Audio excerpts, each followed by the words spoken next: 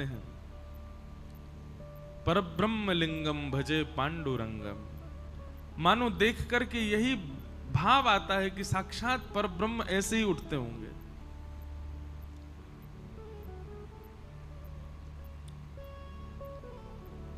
ठाकुर जी का मुख प्रक्षालन किया जाता है, फिर मुख प्रक्षालन के बाद में ठाकुर जी को सुंदर भोग लगाया जाता है। भोग के बाद फिर अभिषेक होता है, आरतियां होती, कितने बार तो आरती हो जाती ठाकुर जी की।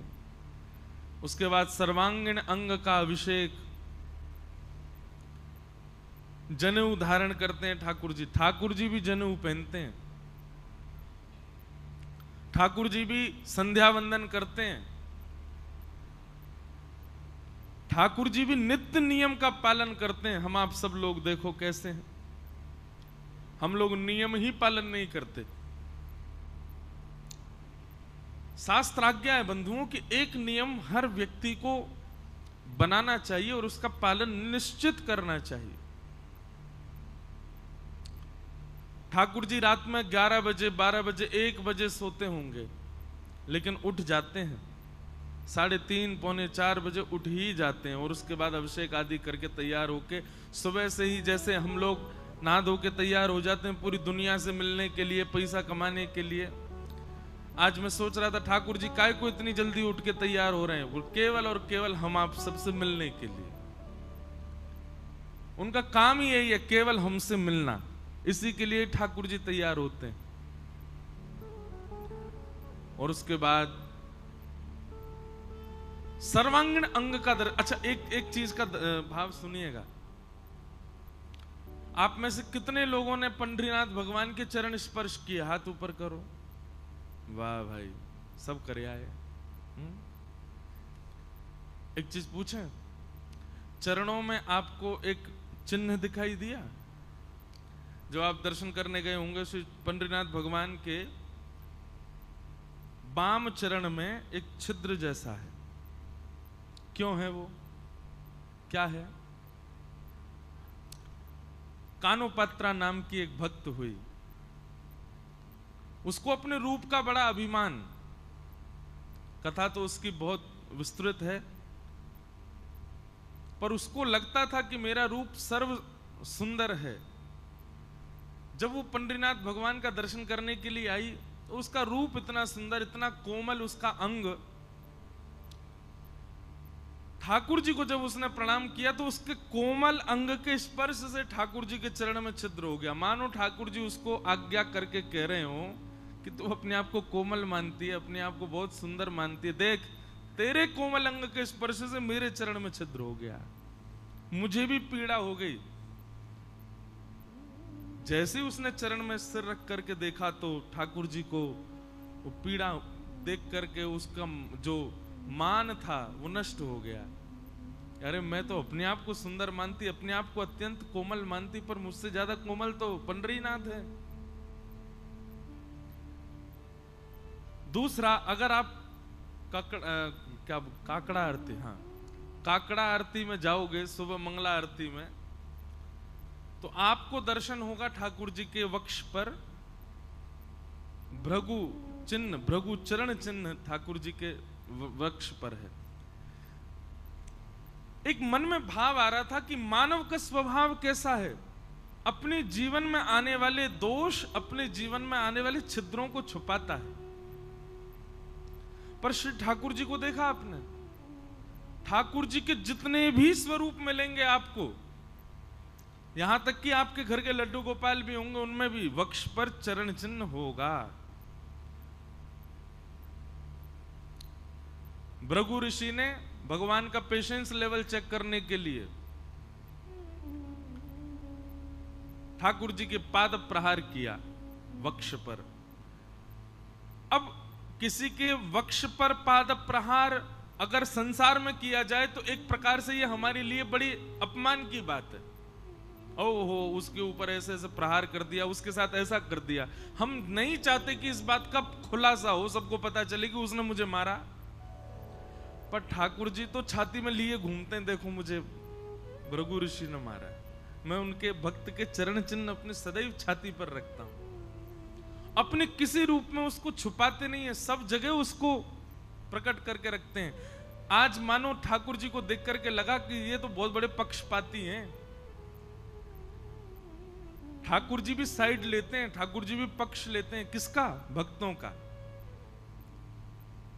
पक्ष धारण करके मानो ठाकुर जी बता रहे हो मैं किसकी साइड हूं। बोले जिनके देखो चरण चिन्ह मेरे छाती पर है, मतलब भक्त वैष्णव, उसकी साइड हूं।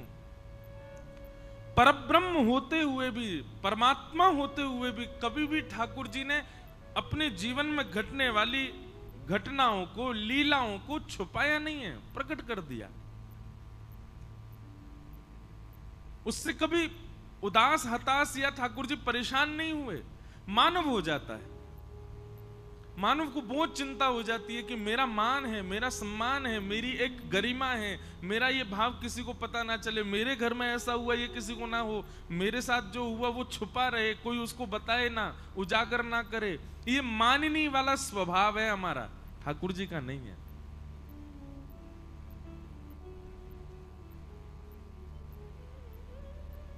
जैसे ही मुकुट उतारा गया श्री पंडरीनाथ भगवान का, यहां शिव जी विराज रहे, शंकर जी विराज रहे हैं भगवान के मस्तक पर।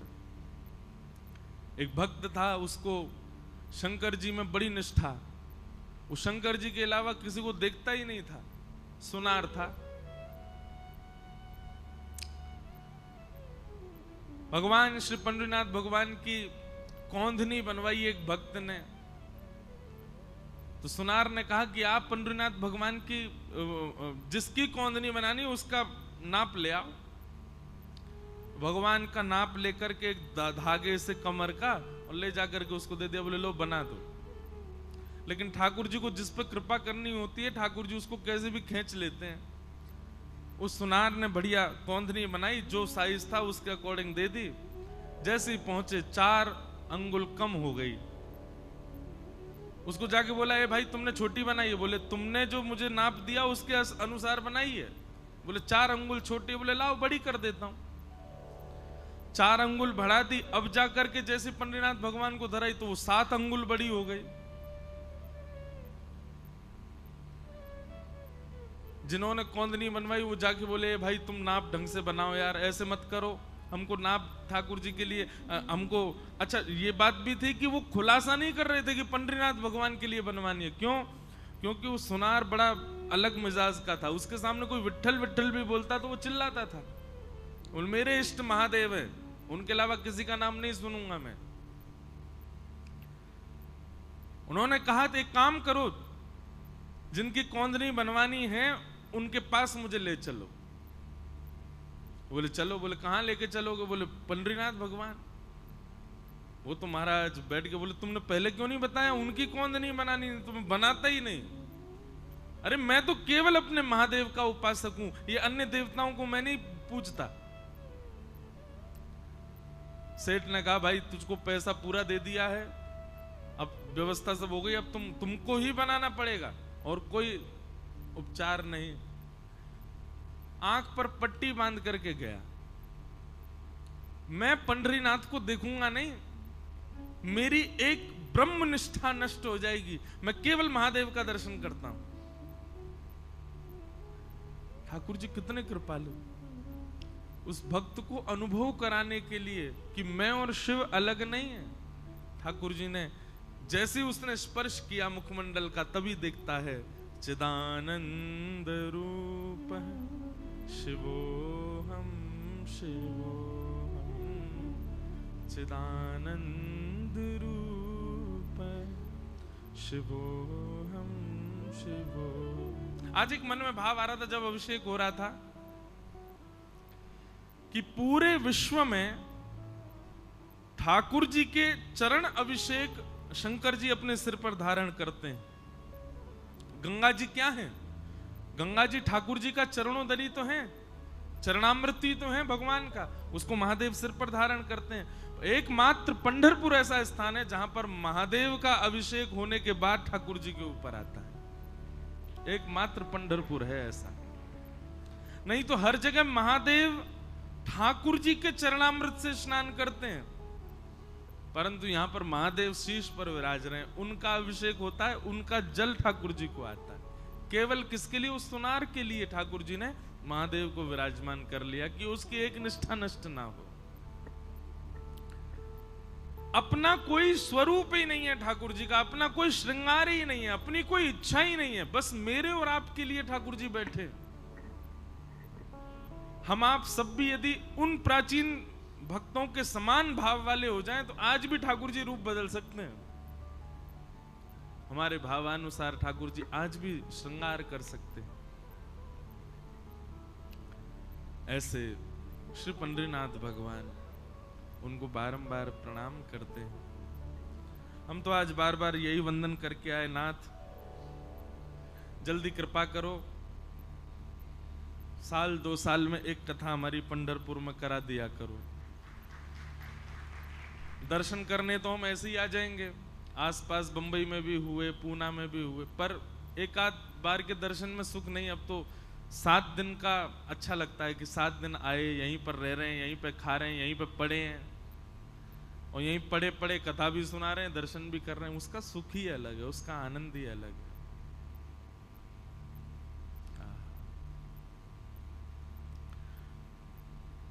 कभी कृपा करेंगे श्री पंडरीनाथ भगवान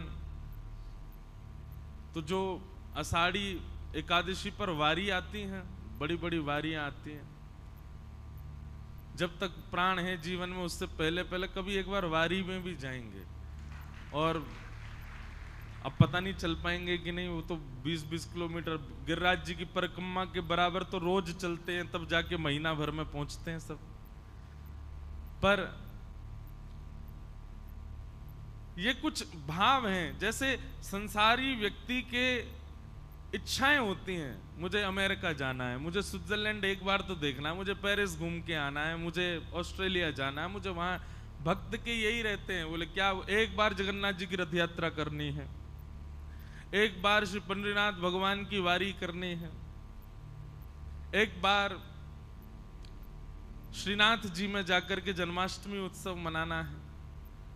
अपने जीवन में एक एक बार ये अनुभव तो लेना ही है।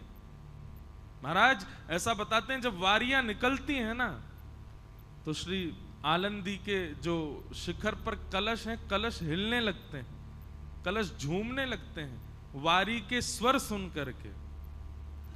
मैंने शायद पहले दिन बताया ना, ठाकुर जी का दर्शन तो बहुत कम जो लोग लाइन में लगे वो लोग कर लेते हैं, पर लाखों लोग जो पंढरपुर आते हैं वो तो केवल कलश देख करके चले जाते हैं। क्यों? बोले आषाढ़ी के समय पर पंडरीनाथ भगवान ऊपर बैठे होते हैं, कलश पर ही बैठे होते हैं, वहीं बैठ करके सबको दर्शन दे रहे होते हैं। तो ऐसे साक्षात पर ब्रह्म स्वरूप हमारे भारत में तीर्थों की स्थापना आदि शंकराचार्य भगवान ने की, परंतु पंढरपुर की तो पूर्व से ही स्थापित है पंडरीनाथ। ये जो जिन स्वरूप का हम दर्शन कर रहे हैं, ये पुंडलीक को दर्शन देने वाले आए ठाकुर जी जब ईंट पर खड़े हो गए, वही स्वरूप ठाकुर जी का मूर्तिमंत होकर के विराजमान हो गया। आद्य गुरु शंकराचार्य भगवान को जब पता चला तो वो तो देखने आए कि कैसा स्थान है, कैसा तीर्थ है। ये पूर्व से ही विद्यमान है तीर्थ, इसलिए अद्भुत है।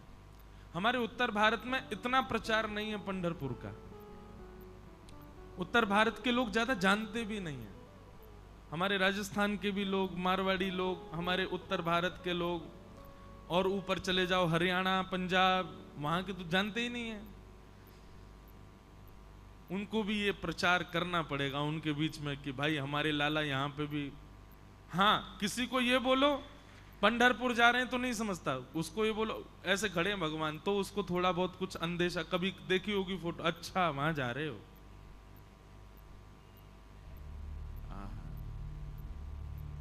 ऐसे श्री पंडरीनाथ भगवान के चरणों में अपनी 7 दिन की वाणी की सेवा मुझे करने का अवसर मिला, मुझे बहुत सुख मिला। हम बहुत धन्यवाद करते हैं हमारे परतानी परिवार का, हमारे सब परिवार के लोग, महेश जी, दिनेश जी, और मुझे सबके नाम तो नहीं पता, क्षमा। और आप यही भाव रखना कि इनको पता चले भी नहीं, नाम पता चले ये कोई जरूरी थोड़े, हमारा भाव पता चले ये जरूरी होना चाहिए। इन सबका अथक प्रयास सहयोग रहा।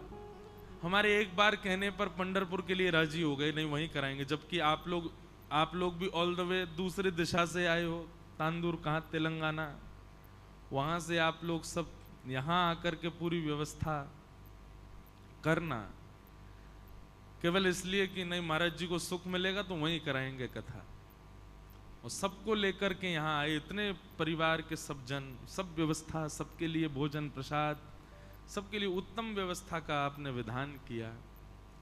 हम आपको बहुत बहुत धन्यवाद कहते हैं। आपका जन्म बहुत लोगों के लिए हुआ होगा,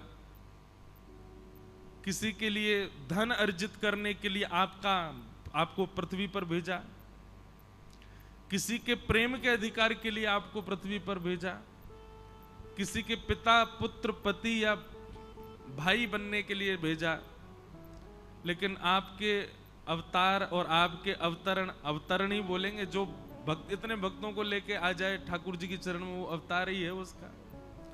पर आपका मुख्य मूल उद्देश्य ठाकुर जी ने आपको पृथ्वी पर इसीलिए भेजा कि इतने वैष्णवों को और हम ब्रजवासियों को लेके आप पंढरपुर आ सको और 7 दिन रह सको। बाकी के सारे आपके जन्म लेने के कारण छोटे हो गए, ये सबसे बड़ा है, यही सबसे बड़ा है। इसी के लिए ही ठाकुर जी ने आपको योग्य बनाया, इसी के लिए ठाकुर जी ने आपको बुद्धिमान, विवेक और जो भी कुछ गुण दिए, इसीलिए दिए कि एक दिन ऐसे स्थान पर पंढरपुर, जिसको अधिकतर लोग जानते भी नहीं, वहां सबको ले जाकर के भगवत भागवती कथा हो। इसी के लिए ही ठाकुर जी ने आपको इस पृथ्वी पर जन्म दिया है। हम सबका कोई ना कोई उद्देश्य है, हम लोग खाली नहीं आए हैं पृथ्वी पर। खाने पीने, हंसने बैठने, ये सब काम करने के लिए अगर आए तो जानवरों ने भी यही काम करना है, पृथ्वी पर आकर के खाना है, पीना है, फिर वो सब कुछ करते हुए मर जाना है। अगर यही सब करते हुए हम लोग भी पृथ्वी पर आए तो हम में और जानवरों में अंतर क्या? पर हम कुछ परिवर्तन करके जाएं, हम जाएं तो सबको कुछ निधि दे करके जाएं, तो समझ जाओ कि हाँ, हमारे जन्म लेना हमारा सार्थक हो गया। अब जब तक हम सबके तन में प्राण है, ये स्मृति कभी जाने वाली नहीं है कि पंढरपुर में कथा हुई थी, क्या आनंद हुआ था, क्या ऊधम हुए थे। कल रात्रि परिक्रमा लगा के तो मुझको ऐसे लगा, अच्छा जब वो पूरी हो गई, मैंने कहा हैं हो गई पूरी? मैं उनको बोला, मैंने की हो गई? बोले हाँ। मैंने कि यार पहले बताते तो हम रोज ही लगा देते। मुझे तो ये था कि बहुत बड़ी होगी, थक जाएंगे तो कहाँ से करेंगे। हमें पता होता कि इतनी छोटी सी परिक्रमा है तो भाई रोज नाच नाच करके, फुगड़ी लगा लगा करके, उछल उछल करके क्या ऊधम मचा रहे सब पंडित जी लोग, सब लोग, कभी वारकरियों के साथ। ये जो उत्सव यहाँ आप लोग कर रहे थे सुबह के, वो उत्सव हम परिक्रमा में ही करते, फूलों की होली परिक्रमा में खेलते हुए करते परिक्रमा, कभी नाचते हुए करते, कभी कीर्तन करते हुए करते, कहीं बैठ जाते, वहीं पर बैठ करके रंग जम रहा है, अलग आनंद आता।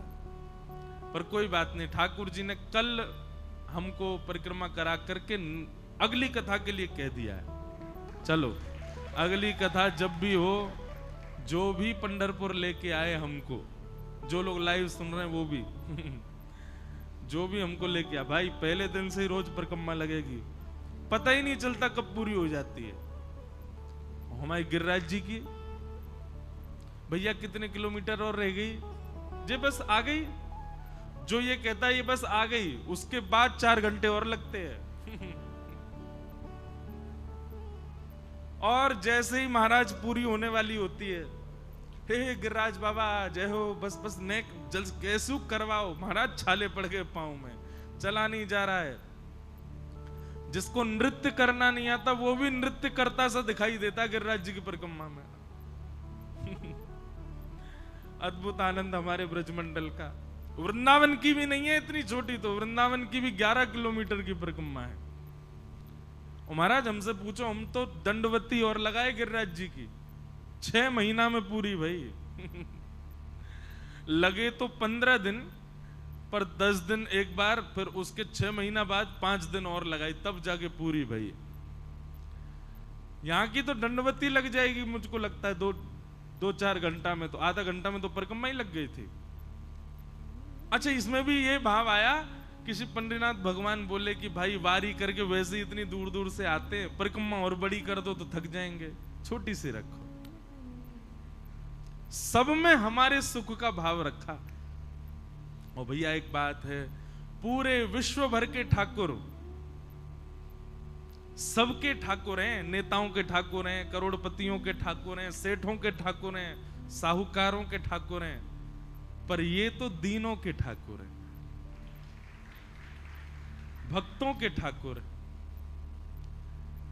बिल्कुल भी कोई बंधन ही नहीं है कि मुझे ये छुए, या आपसे पहले वो व्यक्ति भी छू करके जाता है ठाकुर जी को, जिसके हाथ से कई लोग पानी पीना भी बाहर आकर के उसका पूछेंगे तुम कौन हो, तुम्हारे हाथ से पानी नहीं पिएंगे, नहीं तो हम, उसको भी अधिकार है, वही अधिकार जो एक ब्राह्मण कुल जातीय व्यक्ति का है। लोग कहते हैं भगवान ने वर्णाश्रम क्यों बनाया, आके देखिए पंढरपुर में कोई वर्ण नहीं है, यहां पर,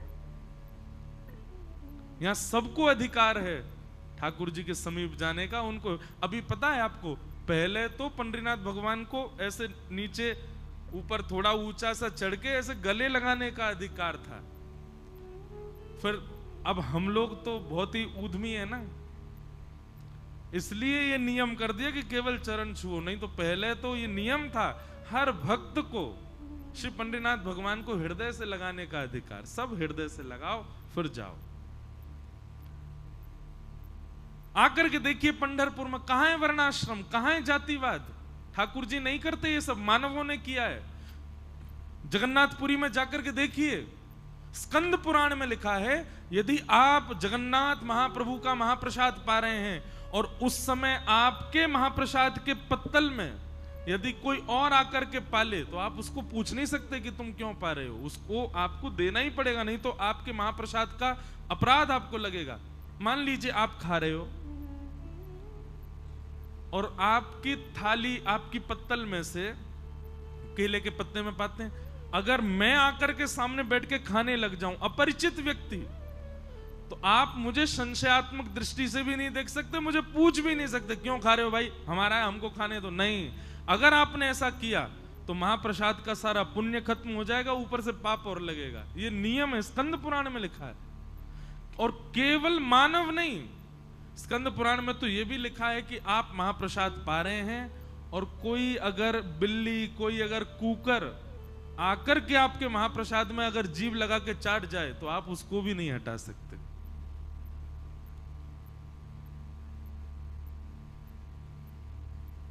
लोग कहते हैं कि भगवान ने ऐसे ऐसे वो छुआछूत कर रखी है, ये कर दिया, वो, ये सब ठाकुर जी ने नहीं किया, ये हमने किया।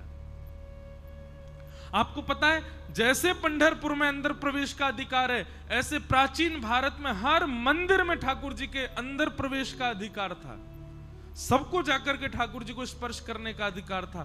पर कुछ पंथ के लोगों ने उसका दुरुपयोग किया और वे ले जाकर के दूषित वस्तु अपने पास रख के ले जाते थे और गर्भगृह में जाकर के वहां फैला देते थे। समझ रहे हैं बात को, हम क्या कहना चाह रहे हैं?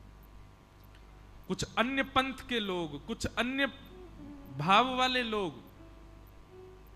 जिनको ये सब प्रिय नहीं है, मुगल आक्रांताओं के बाद में मुगलों ने तो हमारे सारे मंदिरों की सारी शिल्पकारियां तोड़ दी। वो तो पूर्ण रूप से चाहते थे कि हम ठाकुर जी को विद्रोह, इनको भी नष्ट कर दें। रूप बदल बदल करके दर्शनार्थी बन के आते थे और मंदिर में जाके उपद्रव करते थे, इसलिए अप्रस कर दिया, इसलिए मंदिर में प्रवेश बंद कर दिया। लेकिन वो प्राचीन भारत की परंपरा आज भी पंढरपुर में बची है।